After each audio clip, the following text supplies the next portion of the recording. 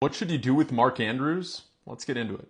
Mark Andrews has arguably been the biggest disappointment in fantasy football this season, and there have been a lot of disappointment. It's been a weird year. Malik Nabers is the wide receiver 1, Cole Kmet's the tight end 3, Sam Darnold's the QB 2. I mean, none of this is expected, right? And Mark Andrews, he's not getting targeted.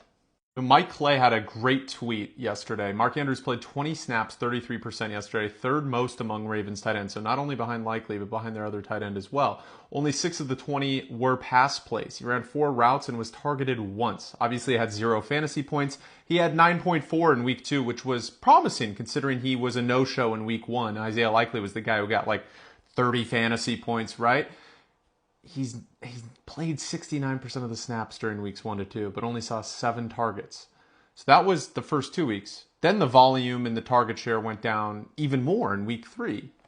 I've been getting questions. Do you drop him? What do you do? There's no point in dropping him. You just can't start him safely. You need another tight end. Put him on your bench. But dropping him, a guy this talented, I'm sure John Harbaugh at some point will utilize him. But since he came back from that injury, Likely's kind of taken over this tight end 1 role. And and Andrews might be the tight end 2 on this team, right? So although, because he's your 5th round pick, and I was never high on him going into this season, in my draft guide, he was like not even a top 7 tight end. I think that you should keep him on your bench. Don't drop him because you never want to sell at a complete low and you're not going to get any value in return in a trade.